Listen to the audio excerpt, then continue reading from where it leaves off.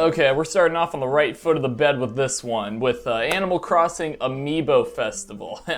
More like Animal Croissant Amiibo Festival. Did you like that pun? No? Well, the game's not much better. I really miss Amiibo figures. They're still around, but Nintendo really lube their Odelay in that first year with the entire Smash Bros. Wii U character roster, and nowadays we only get a new figure or two every couple of months or so on average. Amiibo Festival is a party game with little to no strategy. You roll a dice, and then a sort of cute Animal Crossing-y scenario plays out that determines how your score changes. That's it. Sometimes the turnip lady will come in and sell you turnips, and then you do the whole turnip stock market song and dance from the series. If you know, you know. But that's pretty much the only time in the game when you'll be using any actual brain power. One of the only ways that you can make Amiibo Festival fun is if you turn it into a drinking game where you get all your buddies together, you take a shot, and then another shot, followed by maybe 1 or 3 more shots, and then you do something else. I've heard that the minigames are fun, and it's cool that the game made it possible for Amiibo Crossing Amiibo figures and cards to be made, but otherwise, this is easily one of the worst games of 2015. At least we finally got another Animal Crossing game to eventually complain even more about. Axium Verge is a game in this sort of sub genre of 2D indie Metroidvania platformers, where you explore a large world and gain abilities to help you reach otherwise inaccessible areas. Although by the looks of these environments, it looks like more Metroid than Vania. I don't know. Nintendo should probably get their lawyers involved. They don't do that enough. I really like Metroidvanias, or at least the idea of them. I've only played a couple of games, but I really like the concept. Hollow Knight is one of the few games in my Steam library that I actually managed to beat all the way through, and while I haven't played any Castlevania games in depth, I got super far into Super Metroid, and I'm kicking myself every day for not finishing it all the way through yet.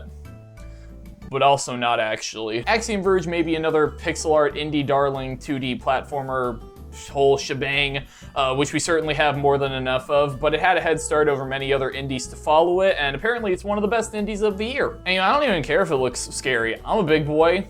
I'll sneeze without covering my mouth, and I can crack my knuckles like this.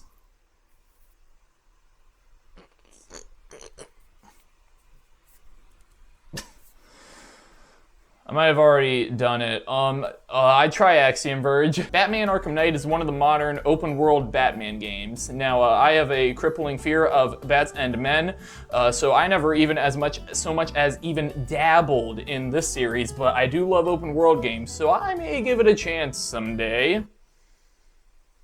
If my memory serves me right, the PC launch of the game was pretty bad upon launch, so I guess the Wii U really is better than PC. I don't know. The writing's on the wall.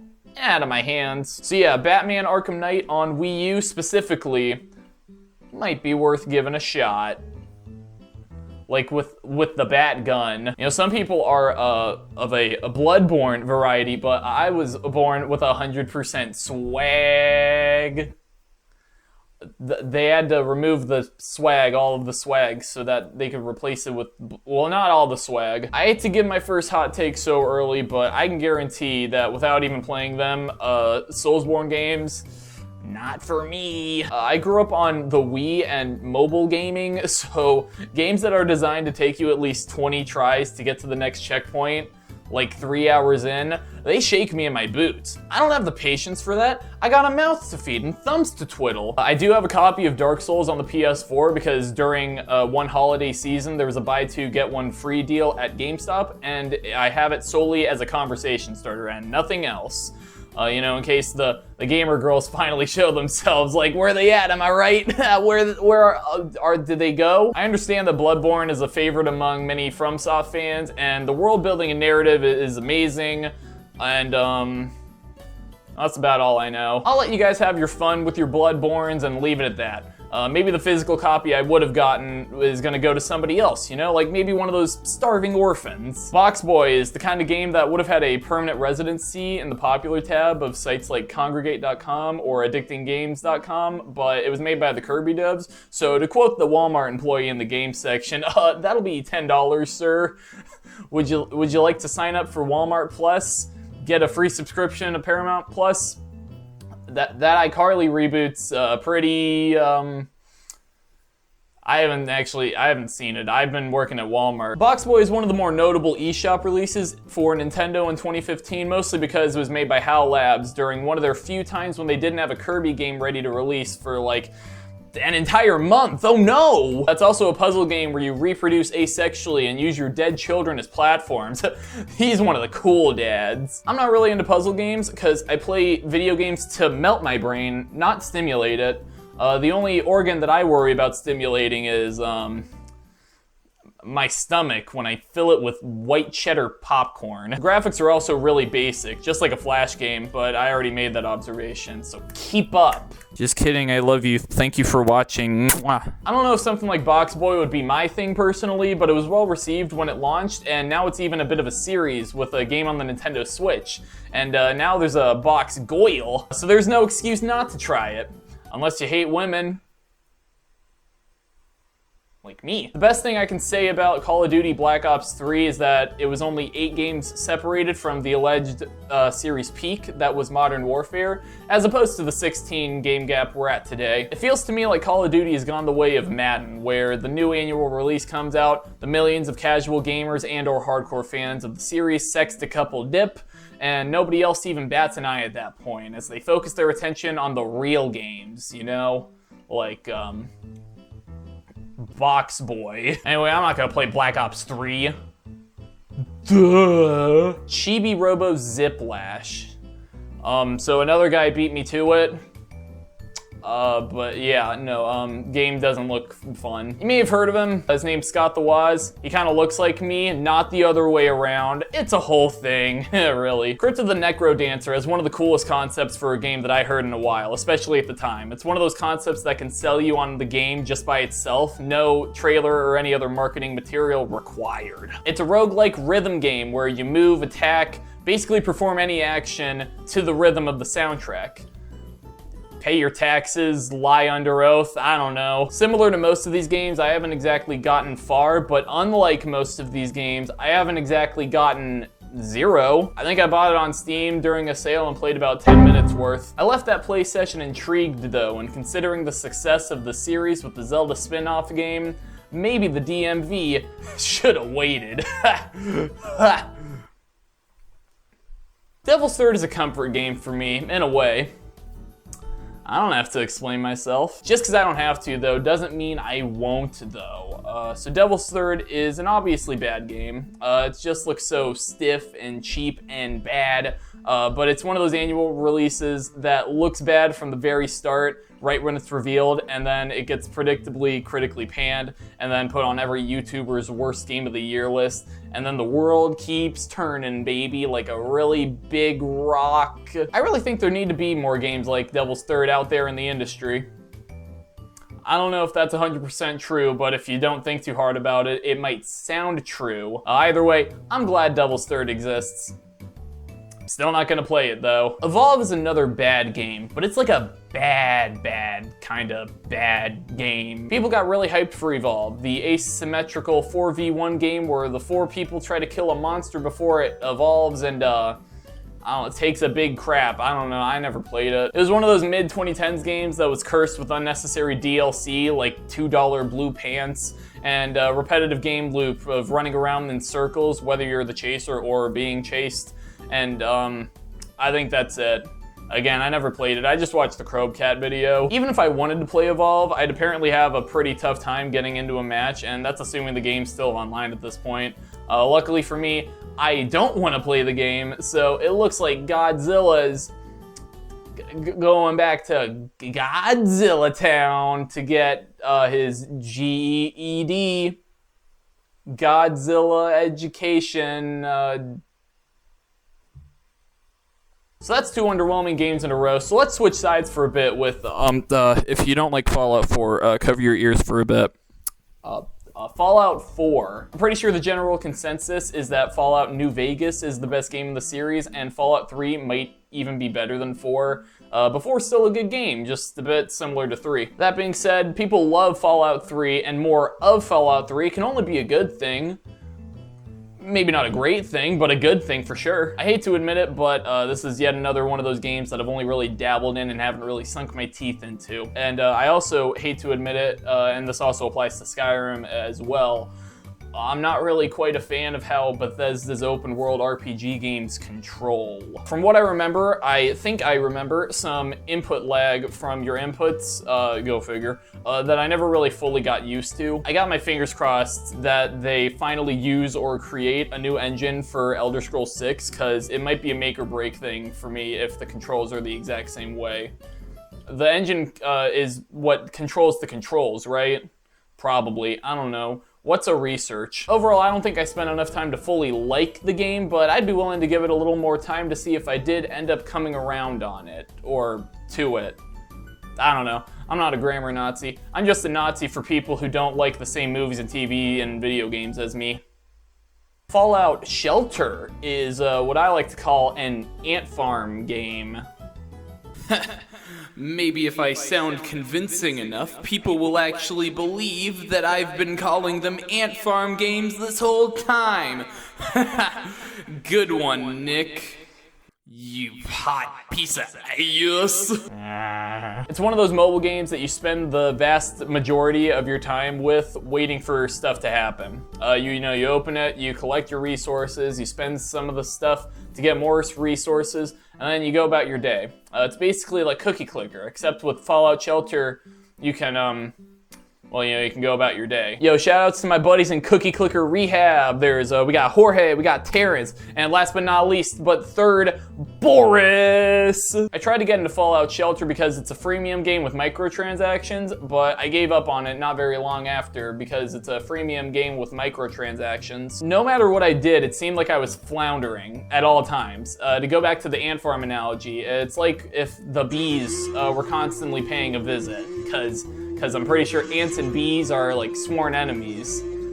I skimmed Bug's Life. I didn't watch it all the way through. Oh, but if I only spent a total of like a $500 bill over the course of 3 years on bottle caps, then my vault people might have been A-OK, or H-A-P-P-E-E.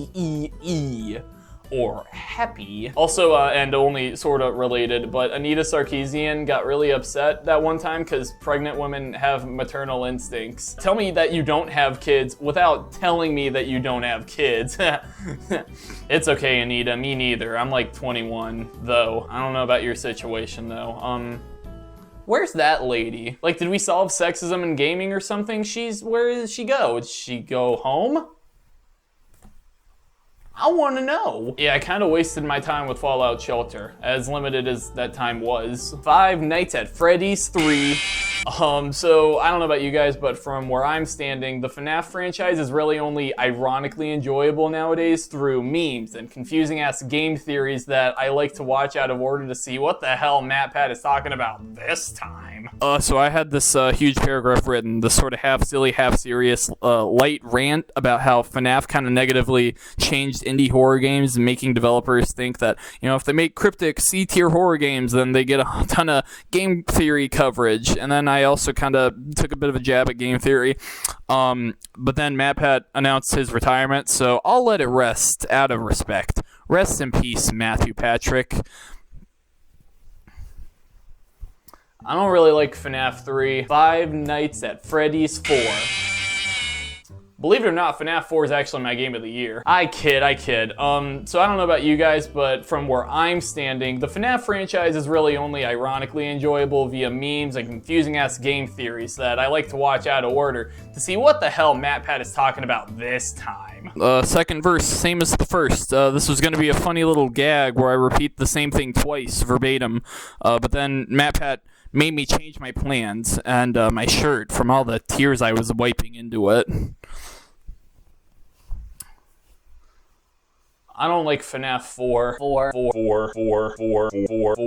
Despite being one of the big pillars in the console gaming industry, holding up the weirdly triangle-shaped building that is, the gaming industry, Xbox has kind of been struggling. I don't know how their new consoles are doing, but the Xbox One famously fumbled pretty bad at the start of the generation, and based on what Phil Spencer said recently about the state of Xbox, it's not looking good. I was originally an avid Xbox denier because They just don't make games. Like, make exclusive games. But nowadays, Game Pass is one of, if not the best deal in modern gaming, so it's hard to fault them as harshly, especially if you're just in the market for a great deal on your video games. But even still, it seems like Xbox is focusing mostly on buying up studios to get timed exclusive games, as well as only developing new games in only a small handful of their biggest franchises.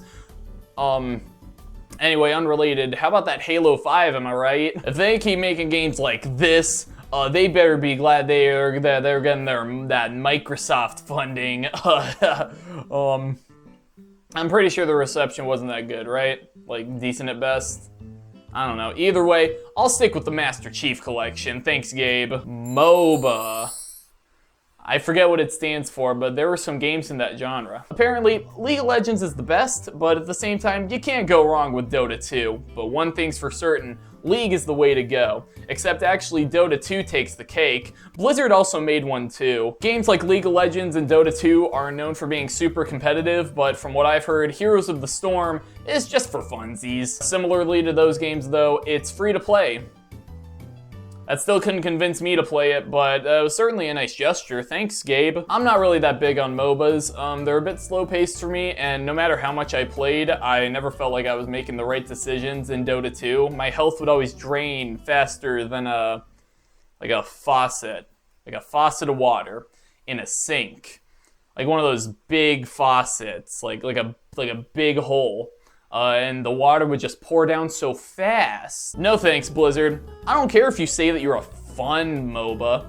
You might be lying. If you had to list off 50 indie games just off the top of your head, Hotline Miami might be one that crosses your mind and lips. Like in the 20s or 30s probably. But did you know that Hotline Miami 2 was the sequel to Hotline Miami? I got both Hotline Miami games back when Twitch Prime gave you free games. I mean, I bought them both, but I also had Twitch Prime at the same time, so that was pretty cool. Hotline Miami is one of those game series that proves that you can be super M-rated while also being one of those stupid little old-looking games. Talk about a wholesome underdog story. A lot of blood. Just lots of blood and a lot of drugs. I love Hotline Miami's vibe. It's kind of like that movie Good Time, which is kind of like Uncut Gems, which was made also by the Safdie brothers. Uncut Gems, if you didn't know, is actually available in the Criterion Collection. Oh, you never heard of the Criterion Collection? Okay, so these are the Criterions that I have in my collection so far. It's about, what is this, like six movies in the collection? Yeah, because the Before trilogy by Richard Linklater, that counts for 3. And so, yeah, 3 plus 3, that's 6, baby. And you know what? Screw it. You know, let's have some fun here. I also got out here my entire Blu-ray collection. It's a very eclectic mix. All these Blu-rays, you can probably, just like screen pause and then screen zoom. But you know, enough about movies. We're talking about video games, you Billy Sillies. Hotline Miami is this sort of seedy, perverted, drug-fueled trip of a game. Don't tell my mom that I played it.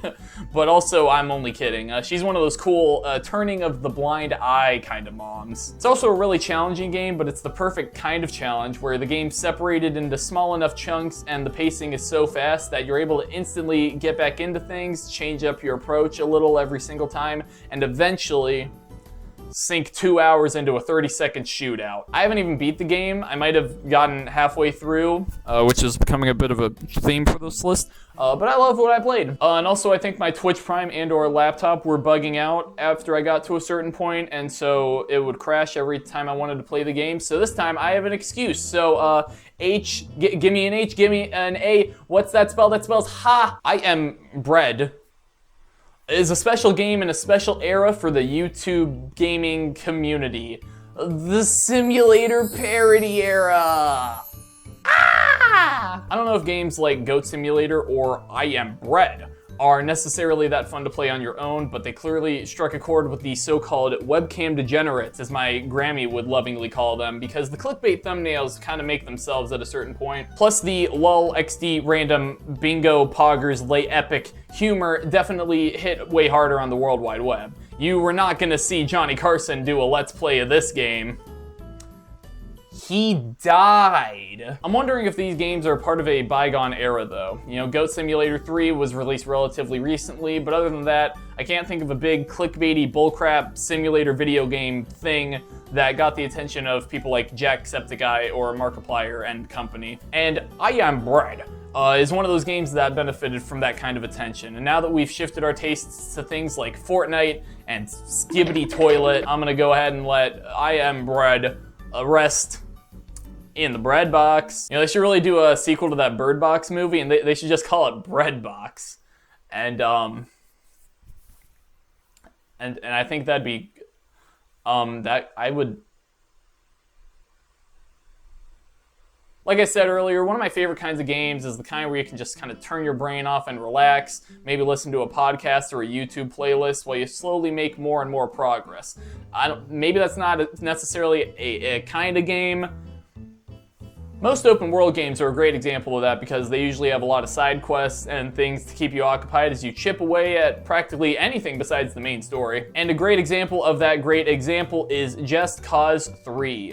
I don't exactly remember it being that good of a game. Like, most of it, if not the entire game, is just going around and shooting all these red structures because the red scare and whatnot. But at the time, that part of my brain that likes to tick off all the boxes and clear all the land in a world map really enjoyed it. I don't know if that's like a human nature thing or if I'm just like built different, bro. Like, I'm not like most goyles. I also remember there being a lot of freedom with the gear that you had, like the grappling hook, the wingsuit, multiple vehicles, a handsome glare that can send fear and pee into the pants of those who dare to make eye contact. I don't remember anything about the story, and I think the final boss sucked farts, but Just Cause 3. Those things weren't good in the game doesn't mean that I didn't love my time with the game. Oh yeah! I haven't bought Just Cause 4 because I loved 3 so much.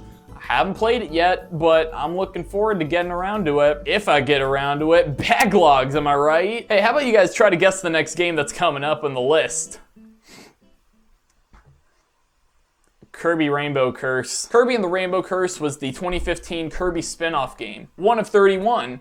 I don't know for sure if it's 31. You know, it sounds like a lot, but he's in a lot of games, so it's probably close enough. It's another 2D platformer, but before you go ahead and pre-order this 8-year-old video game, when I say platformer, I mean that you actually make the platforms for Kirby to travel on. Big difference. Big difference. I won't make that mistake again. The claymation art style looks amazing, and I'm sure the soundtrack is at least up to par with the other games. But I can kind of tell that I wouldn't gel well with this game very much. Just something about the idea of creating lines with the touchscreen to guide the character along sounds kind of simple to me, like the gimmick would wear thin quickly, and the limited amount of rainbow goo that you get to create those lines seems very limiting and potentially frustrating. Sorry, Kirby, but I'm gonna be putting this game in the trash.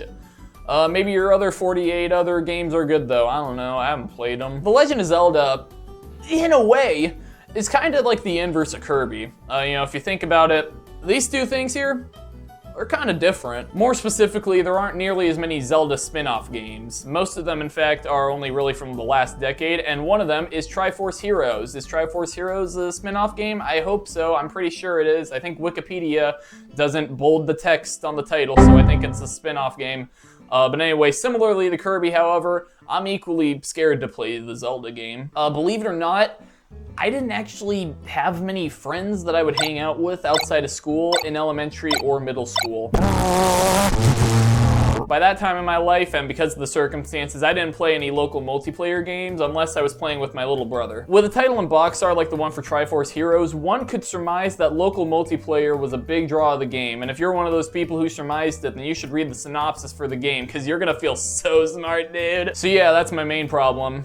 I'm sure the game's fun if you have two friends who live close by, who also have 3DSs, who also have copies of the game, who also want to take time out of their weekends to play it, but that wasn't the case for me. It's like I said, I'm not like most goyles. And I know there's a way to play the entire game as a single player game, but the way you go about it with switching between links, quite frankly, seems like a cumbersome slog, to be quite frank. I've started warming up to the Zelda series over the past few years since Breath of the Wild, but for Triforce Heroes, I'm willing to just read the cliff notes and call it a day. One of the more interesting aspects of gaming to look back on that will more than likely be exclusively tied to the early to mid 2010s is the toys to life trend. I can say from experience that as an 8 going on 9-year-old kid in 2011, Skylanders was literally the coolest thing ever.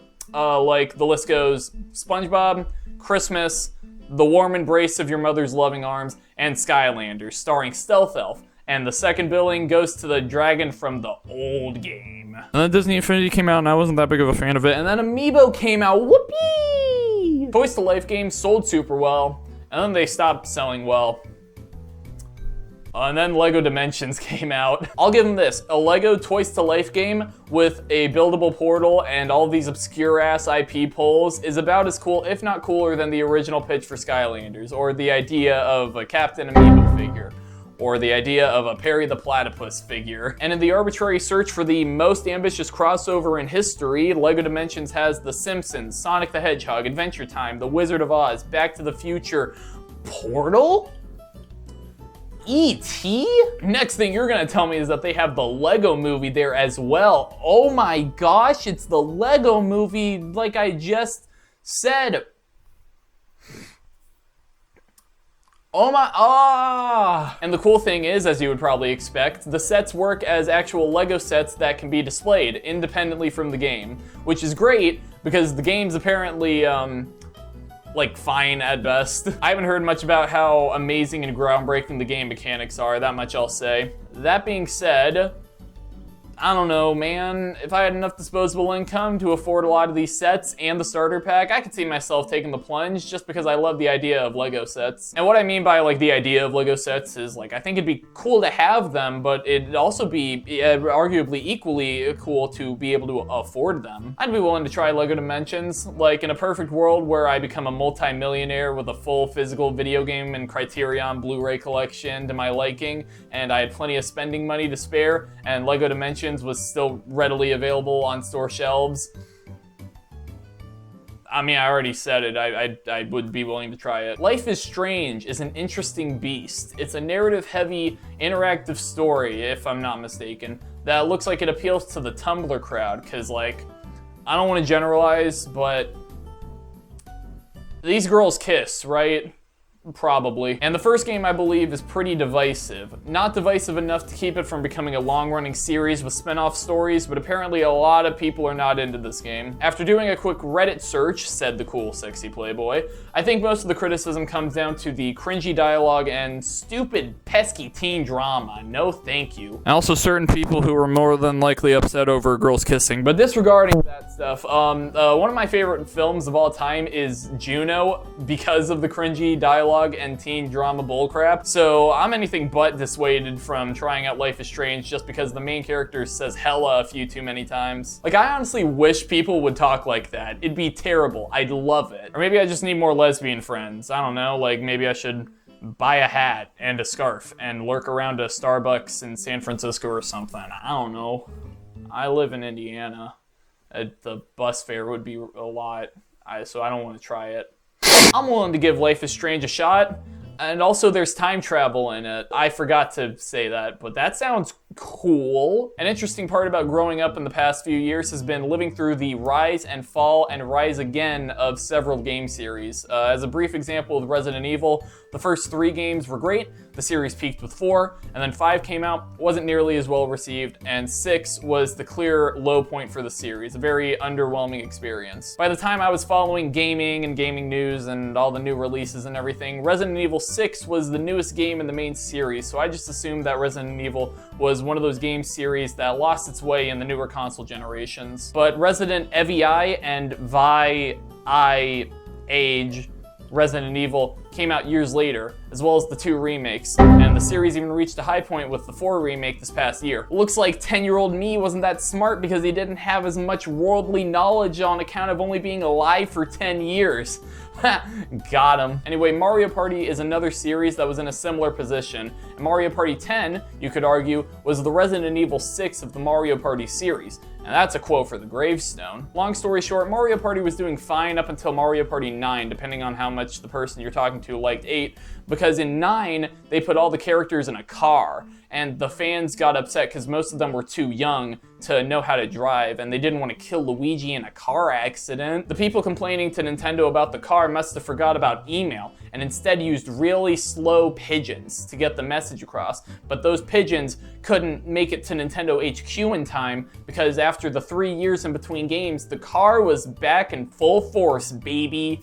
but that's not good, actually. That's a bad thing. My brother and I bought Mario Party 10 when it launched because we loved Mario Party 8 so much, but we missed out on 9. Even when we were so relatively young and impressionable, it only took us a few rounds of the main mode to realize that we got ripped off. All the bad things people say about the car are true. The Amiibo board mode is super lackluster, and the Bowser mode showed some promise, but because it's attached to this game and is similarly lacking, it's just a showcase of missed potential more so than anything. It's enough to make you kinda sad if you forget all the dozens of other things that should actually make you sad. I think the biggest missed opportunity in this entire game is there isn't a mini game where you drink a 6-pack of Bud Light and go off of the board and drive on a highway. That would have saved the game for me. Instead, I gotta put it at the bottom tier, sorry. Mario Tennis Ultra Smash is such a lazy game that I'm not gonna give much thought into reviewing it and talking about it up until now. Bad game. Moving on, that right there is called symbolism. For all those out there who wanna get into the storytelling biz, don't worry. I've heard of Charles Dickens. Back on the topic of shifts in the gaming scene, I don't quite remember when the beginning of the end for Konami was, but by 2015, we all knew that they were a pretty bad business. They were like the shady uncle who wanted to play pachinko with you. I don't know, symbolism's hard, guys. On the bright side, Konami's best franchise, probably, was still being worked on by the last director and the last development team who actually gave a crap at Tokyo 1-11-1 Ginza Chuoku, Japan. That's their address. Metal Gear Solid 5, The Phantom Pain, is anything but a pain, unless it's for the bad guys that I shoot. So I hate to sound like a broken record of a broken record, but like half of these games so far, I've only really played a little bit of it. Dip my fingers, head, shoulders, knees, and toes into Solid Snake's water. Or whoever the protagonist is. Apparently the story sucks, so I don't need to care that much about who the characters are. I played through Ground Zeroes because I got the super duper bonus edition, and I got through a few missions before I had to pack up my PS5 for another year of college. And I haven't picked it up since. I think if I had one personal caveat, I'd say there's a lot of overwhelming stuff right from the beginning with the secret base and the amount of weapons and tools you have at your disposal, which I get is why the game is so fun and freeing. But personally, when a game gives you a ton of freedom to do whatever you want and think outside the box, I tend to do the tried and true guns a-blazing approach. What can I say? I got that red hot American blood in my chest and heart. That said, I'm not ready to call it quits with MGSV quite yet. After all, the game was so good that Konami kept Kojima from accepting a game award for the game because it meant that people might expect Konami to make good games again. Or even just games. I still remember when I started my inevitable Minecraft phase as a kid. I'm pretty sure it was in the first half of the previous year, 2014, because I specifically remember being 11 years old. I had dabbled with the Pocket Edition, but I wanted to upgrade to the PC version, so one day, my dad helped me buy and install Minecraft on the family computer. I played it for a few minutes, wandered in the desert, had a blast, but then I had to go to a Boy Scout meeting later that day. But while I was at that Boy Scout meeting, I had this thought where I proclaimed in my head the first of many dozens of thousands of instances of the phrase, I can't wait to go home and play Minecraft. You all get the picture. Most of us had a Minecraft phase, and a lot of us are still in that Minecraft phase, so I don't have to bore you with all the memories of childhood wonder and merriment. Gen Z had the same childhood, blah, blah, blah. I think I'm able to pinpoint the exact age when I started playing Minecraft because I had one of those epiphanies while I was playing where I was like, dang, it's 2014, I'm 11 years old, Adventure Time's on TV, and I'm playing Minecraft on a dang Saturday? Life is good, and Harvey Weinstein is doing nothing but good for Hollywood. You might think that because I love Minecraft so much, I definitely played Minecraft Story Mode, the first Minecraft spin-off project. Don't quote me on that. Oh, but I didn't, because it wasn't regular Minecraft. I've never really had much desire to play any Telltale series, really. Sorry guys. I might have bankrupted your entire company single-handedly. Sorry. I grew up watching people play video games that I didn't have access to, and with something like a Telltale series, there really isn't any gameplay outside of the occasional QTE and the choices that affect the story. So technically, by watching PewDiePie play the entire Walking Dead saga, I've experienced the game without needing to buy or play it. You know, here's a little money hack for you guys. If you're a fan of story-based games, just watch somebody else play them on YouTube. You'll save hundreds of dollars and the developers will go out of business. It's a win-win for everybody. So with Minecraft story mode, I didn't even do that. Yeah, I'm a bit of a story mode virgin. The way I saw it, Minecraft didn't have a story, because that's the way that God intended. I kid yet again. For whatever reason though, I never got bit by the Minecraft story mode bug. That said, if it ever shows up on like Epic Game Store or something for free one day and I catch it in time to download it, I might drink a 6-pack of Bud Light, go for a drive in the Mario Party cart, come home, and give it a spin or two. Why not? It's Saturday. Saturdays are for the boys. Mortal Kombat X is the 10th Mortal Kombat game.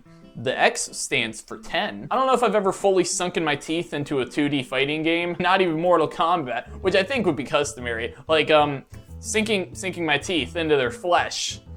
I don't know, is that something they do? Do they eat each other? Look, if it's not a yellow rat trying to stop a little boy from breathing, then I don't want anything to do with your fighting game. That's the long, short, and medium length of it. Another point against Mortal Kombat X is the fact that it's an outdated entry in the series. Why play Mortal Kombat X when I can play Mortal Kombat 1? If that whole trend of calling your newest game or even newest console 1 was new, then that last thing would have been a joke, but the joke's been overdone to a point where I'm just making a statement. It looks like X was well received, but so is 1, and my rule of thumb is the less digits, the better for my brain. So to quote Andy from Toy Story 2, I don't want to play with you.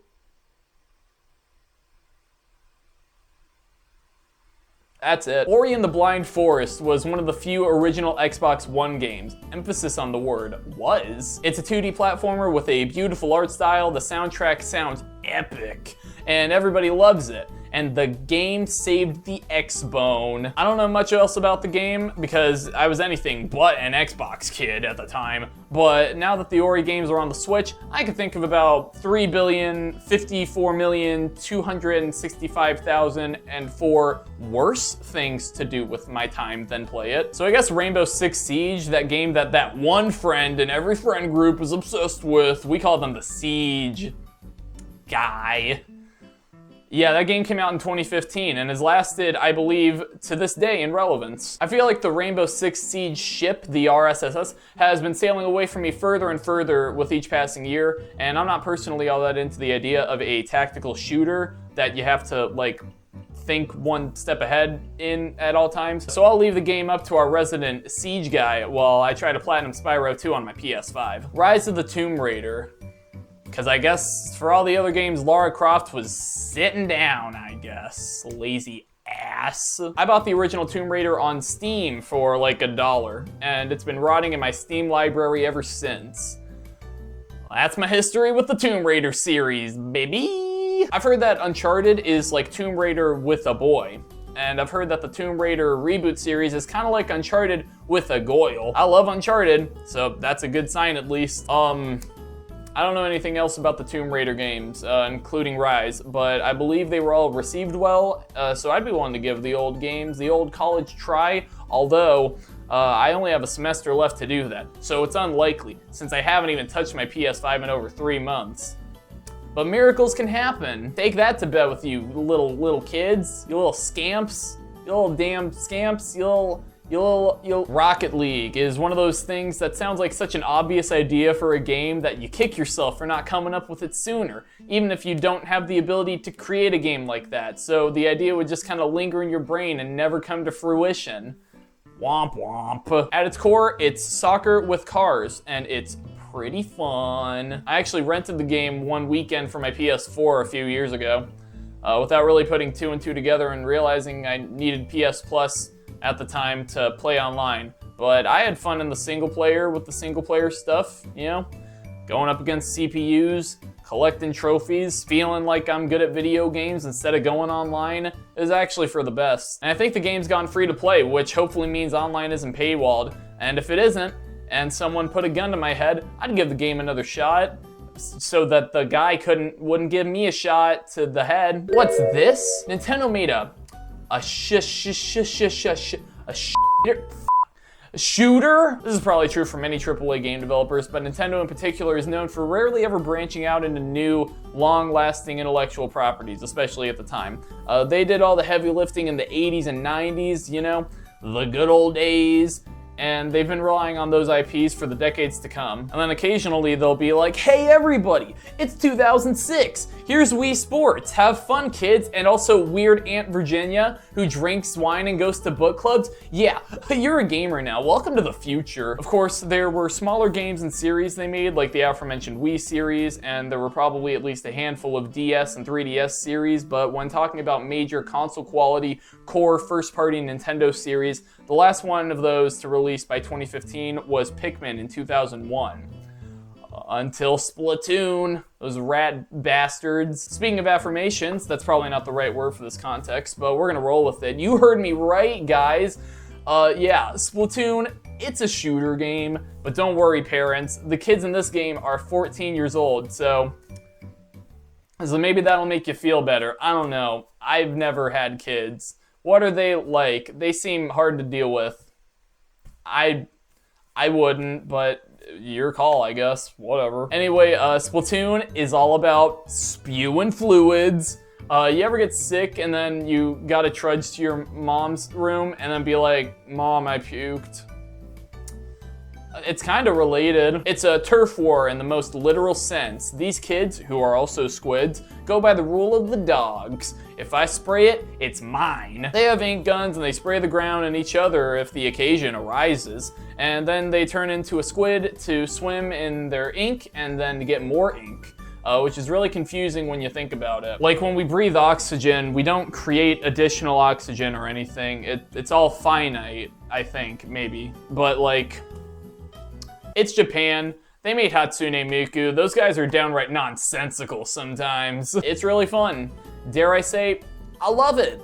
It's a very Nintendo way of going about the online shooter route, and I love the style and the colors, and the story mode is fun, and I love only having 2 maps every 3 hours, and I love sitting through the Squid Sisters and their dumb little news report. It's pretty cool, or dare I say, fresh. Now I've gone on record to say that I'm not much of a Star Wars head, but I think I've established myself as a bit of a game head, so what if you made like a Star Wars video? No, everyone knows that Star Wars Battlefront 2 is the greater of two evils, but let's not forget that the lesser of two evils is still evil. Confucius might have said that. He was important, I'm told. From what I've heard, Star Wars Battlefront 2015 is the antithesis of that running joke of, whoa, that demo was great, can't wait for the full game. Wait, that was the full game? I think I used the word antithesis wrong there. I'm sorry, that's just exactly what it is. I hate to break it to all those game devs out there, but I like me a good single player campaign, and if you have a little online mode attached, I might enjoy that for a little while, but if you flip your priorities between those two, I'm not gonna be the happiest boy at the ball. One of the best games of 2015 that also kept up the momentum of the Wii U's release schedule after a great 2014 was a game that I had to make the damn levels for myself. What the fuck? Mario Maker was a great way to celebrate Mario's 30th anniversary, especially if you shield your eyes away from the reports that the release of the game just so happened to coincide with Mario's 30th anniversary and it wasn't actually planned from the beginning. So I'm gonna keep it real with you guys because I think we're buddies. You know, you may not be friends with that Ludwig guy, but if you ask me, we're like two peas in a pod full of two peas in a pod full of two peas in a pod. And with that in mind, I'm willing to let you all know that game builder games aren't quite my thing. I like my games to have a certain legitimacy to them that comes with being developed by professional studios who also receive the blessings of the console manufacturers with things like the Nintendo seal of approval. Just like how I like my GameStop employees that are selling me those games to be in their mid-30s and have that little twinkle of sadness in their eyes at all times. I wouldn't have it any other way. With something like Mario Maker, in most cases, it's very easy to tell when the person developing the level had no idea what they were doing, but decided to forge on ahead because wouldn't it be funny if, like, he got a star at the beginning, and then, like, he just, like, killed a billion Goombas, and then, like, and then the end happens. Haha. Of course, even if that's probably at least 70% of all the levels, they had stuff in place to filter out the best levels, like a huge list of the most popular, most liked levels out of the millions and millions of levels. And most of them were auto levels or pixel art bullcrap. That's my main issue with game builder games. Sure, there are a lot of garbage levels and games you might have to sift through, but there are always going to be those diamonds in the rough to make it worth searching for them. But at the same time, it seems like the only things people like to play aren't even things that you can play. Like I said, most of the high-profile Mario Maker levels to chart from my memory were auto Mario things. Then these other things that worked like a level, but then when zoomed out on the preview screen looked like, admittedly pretty impressive, pixel art. Just a lot of stuff like that. A lot of spectacle with no substance, little to no interactivity. And then for things like Game Builder Garage and Dreams, it seems like the only kinds of games the YouTubers who made videos about those games played were demakes of already existing and way better games. Like, what a waste of potential and resources to spend all of that time with a tool set that you can use to realize your wildest ideas making significantly worse versions of already existing games. With that last thing, I could be off the mark because I haven't bought and or spent all that much time with either game, but from what I remember from the few videos I've seen of either game, that was my big takeaway. And that's not even mentioning my literal inability to create Mario Maker levels myself. I'll be the first to admit that the bones in my body aren't very creative. At least when it comes to game development and basic game design, even for something as simple as a 2D Mario level. However, even with all that stuff working against Mario Maker for me, I think I still love it for being a very high quality and easily accessible toolkit for those who were able to use it competently. And I mean competent with a capital C. Because the levels we got from many of the top creators, like Rubber Ross, the Kaizo Mario guy, and even Nintendo themselves, were pretty. The presentation and Easter eggs and references to Mario Paint were also equally very pretty. They put me in a Mario game. I'm very tall. The joke is that I'm very tall and lanky. I'm like a string bean with skin and a love for white cheddar popcorn. It was also really cool to see another Wii U game get tons of love from the gaming community on social media after Smash Bros. For Wii U. Everybody was playing Mario Maker and or making levels, or at the very least talking about and gushing over the game. Well, kind of like with those fluids from Splatoon. Yeah, just spreading their gushy love all over that game. And Miyamoto. One of my favorite memories of 2015 actually happened around the release date of Mario Maker, which was September 10th, the day before it was time to remember.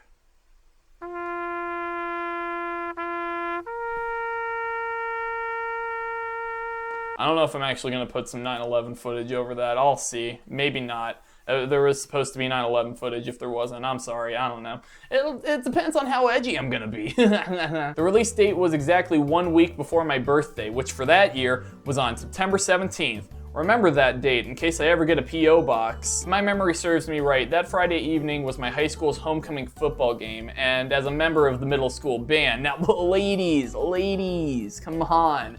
You really shouldn't type out your phone numbers in the comments section of a YouTube video where everyone else can see them. You know, you can DM me. I got social media. You can DM them to me elsewhere. Don't worry about it. I played in the marching band that night, and it was really fun. I hit a drum really hard and fast, and then the band director gave me a thumbs up to let me know, not bad, kid. Unrelated, but also totally related, by the mid-2010s, I was a fan of YouTuber Gerard Khalil, aka That One Video Gamer, aka TOVG, aka The Completionist. He has a lot of pseudonyms. He posted a video review of Mario Maker on the day it released, so after the football game, I did my weekly ritual where I would eat one of my mom's famous Friday night DiGiorno frozen pizzas, straight from the oven, made with lovin'. While I watched the new Completionist review. Yeah, I watched YouTube videos while I ate before it was cool. The combination of the homecoming game, Gerard's Mario Maker video, and the week-long high I was experiencing from the lead up to my birthday made September 10th, 2015 very cool. Especially because that was before Gerard collected all that money he didn't donate. I know you guys were waiting for me to mention it. I know you motherfuckers were waiting for me, and I did it! Tony Hawk's Pro Skater 5 is another one of those annual Worst Game of the Year contenders, but unlike something like Devil's Third, this is another one of those bad, kind of bad games. In this case, it was a case of a big developer not caring, just kind of rushing to push out a game from a once popular IP before they lost the rights. The game was borderline unplayable, the patch that didn't even fix the game was bigger than the game itself, and AAA gaming is going down the toilet. Go play Hollow Knight instead, even though it hasn't released yet, yada yada yada. I sounded a bit sarcastic at the end, but yeah, Tony Hawk 5 looks like crap, and I don't want to play it. No thanks, no thanks. And so does Undertale. I mean, this is literally the worst character design for a protagonist in a game as critically acclaimed and culturally relevant as Undertale. The rest of the game looks fine, sorry for exaggerating. Undertale is arguably the 2015 game with the longest lasting cultural impact on the internet.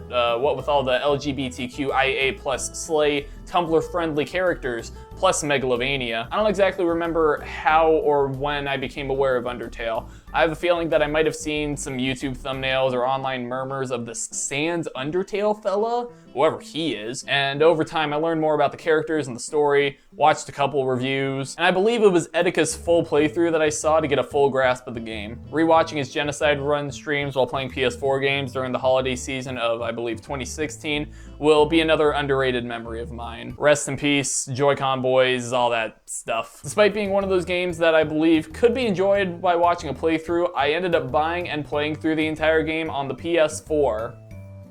But only because it was a very easy platinum trophy. Yes, I'm that guy. I actually streamed the game myself, and the archived streams are on a separate channel that I made, so you can watch the moment I got the platinum. But I'd recommend you watch the streams on mute if you're gonna. You're welcome. Anyway, the things people love about Undertale deserve the hype to this day. The soundtrack is possibly one of the best soundtracks in gaming, definitely one of the best of the century. The characters are extremely memorable and likable, and the game's very funny and likable. The bullet hell battle system is also very cool, and the way they break the fourth wall with all the save file BS was mind-blowing. I didn't necessarily get as invested into Undertale emotionally as most fans did. Like, I didn't cry when I killed Papyrus or anything. He deserved it, he had it coming. Actually, no, I think he's the one guy that I spared because I don't want to be mean to Sans. What I did was I did like a neutral run. I killed everything up until Papyrus, and then I spared Papyrus, and then just said, screw it, I'll spare everybody else. Doesn't matter, the platinum trophy was super easy. I didn't even need to play the game multiple times. Thanks, Toby. Thanks, Gabe. But yeah, I didn't really have any remorse for killing any of the creatures that I did kill. As soon as I finished my neutral run of the game, I probably went on to GTA 5 and mowed down an entire county's worth of people on the boardwalk with my car, without a care in the world. Call that the American dream, because it is. I never got indoctrinated into that mindset though, like, oh, we should think twice before we fight these fake, fictitious lines of code that we've been calling enemies. Shh.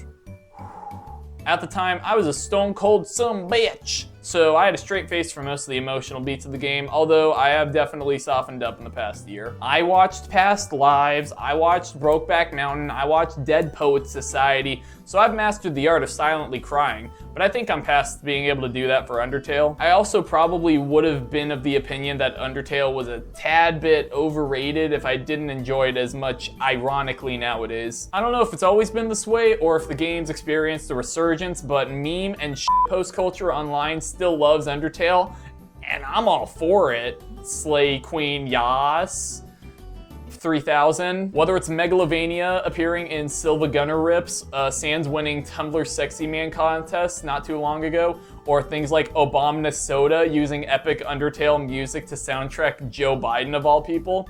It's easy to say that Undertale has endured the passage of time and is part of the non-existent Internet Hall of Fame. Oh yeah, I gotta do that obligatory, but the fan base is cringe AF statement, and like, well yeah, kind of valid. But that's the same for any fan base, to be fair. That reminds me actually, one time in high school, my friends and I were on the school library computers looking through the recycling bins, and we found some interesting files, like a fan-made poster that parodied Undertale called Under Her Tail. Plus a 3D animated video of Undyne just kind of going to town on herself. Undertale fans be crazy. Go look through your local library's computer files. You might find some gems. I probably would have just liked Undertale for what it did for gaming, but for its contributions to internet culture and fandom culture, for better or for worse, I love it wholeheartedly. Oh, and also, Kara, freakiest f***ing thing I've ever seen. Holy shit. Like, I was a young teen at that point, starting to become a man and whatnot, but I was so scared of that kid, and to this day, the post-genocide neutral or pacifist ending gives me chills something fierce. Oh. Until Dawn was the first of a long series of loosely related horror games that span multiple console generations, because multiple can mean two. And apparently it's the only good one, so yeah. I remember it being on a lot of best of the year lists, but usually at exactly the number 10 spot, so I guess it's the definitive 10th best game of 2015. I certainly couldn't say that about myself, so I'll give the game props. You control multiple characters who explore this ski lodge, I think, and then one of them is Rami Malek from Bohemian Rhapsody, and then a killer happens, and it's scary. Ooh. And then these Wendigos show up, the monsters, not the guy, not him. Seems fun. It's got a lot of self-aware B-movie camp, and it also does the thing a lot of these interactive story games did around the time, where the tiniest actions you perform create a chain reaction that affects the story, but they lean super hard into it with this game in particular, with the whole butterfly effect thing that I don't really know anything about, but I'm just gonna pretend like I know and am explaining it. I personally love the idea of the butterfly effect and branching pathways just in media in general. Do I need to mention my second favorite movie again? Well, I'm not gonna. I never played Until Dawn because I'm a little scaredy goblin, but maybe with the lights on and maybe some 100 gex in the background, I might be willing to brave it after all. Also, just as a little fun fact, one of the game's sequels in this weird shared universe thingy with Until Dawn, The Quarry, stars David Arquette, who I'm actually good friends with in real life. He was Dewey in Scream, not gonna lie. Here's a picture of us to prove that I'm not lying, and here's another one from another time when we were hanging out. I wore a pirate hat because I was David Arquette. Did you know his sister won an Oscar? And I got to shake his hand. I think it's safe to say that 2015 was a very solid year for games. With the way that I gauge it, if the game of the year lineup is stacked with barely any outliers, if any, and there were also plenty of other notable and memorable games, then it was an overall good year. Go figure, a large quantity of quality games means that the year was good. Made you learn. Every day's a school day, you little freaks. 2015 had plenty of great games that could have been the definitive game of the year, but from what I've seen, and according to Jeff Keighley, the best game of 2015 was yet another game I played for half an hour and dropped for fucking Pokemon Auras. The Witcher 3 is a huge open world fantasy RPG thing, where you play as this grandpa with white hair, and you can take a bath in the game. He's just like me. I think I had a similar reaction to MGS5 as I did with The Witcher 3. I was just overwhelmed with menus and items and tutorials and a whole card game within the big RPG game. And to quote Dorothy for a second, Toto, this is the weirdest game of Uno I've ever seen. Also, as Nakey Jakey pointed out in the video, I also don't like how Geralt controls in The Witcher 3, like how the character controls in Fallout 4 and Skyrim and Bethesda games. Thinking back, it felt kind of stiff. And I get being a bit stiff for all the ladies he bones, but like, all the time, dude? Like, at that rate, you gotta consult one of those old-timey doctors, like, damn. Like with MGS5, I'm willing to give The Witcher 3 a second chance. Just talking about it is even getting me a bit curious to jump back into the world of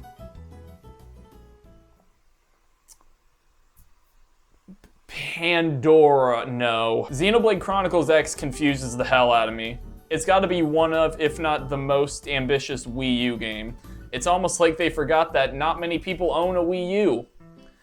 And it's also like they forgot how many people play Xenoblade. I'm already not the biggest fan of the biggest mainstream games of 2015, so do you really think I'm gonna be a Xenoblade fan?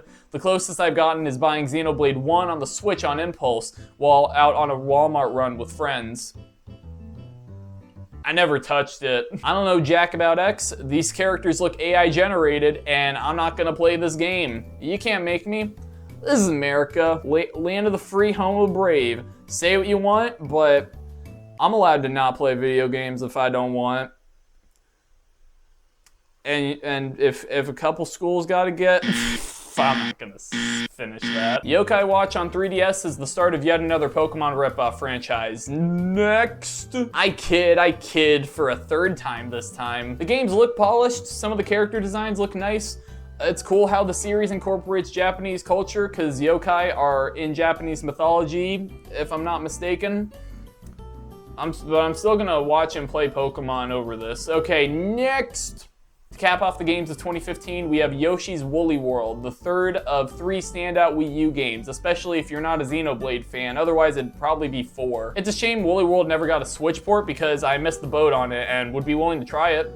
And also the Switch game really is Yoshi's crappy world. Donkey was right. I didn't play it either. I'll take his word for it though. Woolly World definitely has one of the best art styles of that year, certainly the most committed style. Looks like yarn to me. And the few songs off the soundtrack I've heard are fire. Ironic for a game made out of yarn. If the World 4 theme isn't played at my funeral, I'm not dying. Plain and simple. I don't really have much else to say. Sure, this may be an anticlimactic way to end off the video game section. I'm willing to give Woolly World a shot. Stay tuned for the other parts like movies and memes and stuff. Oh boy!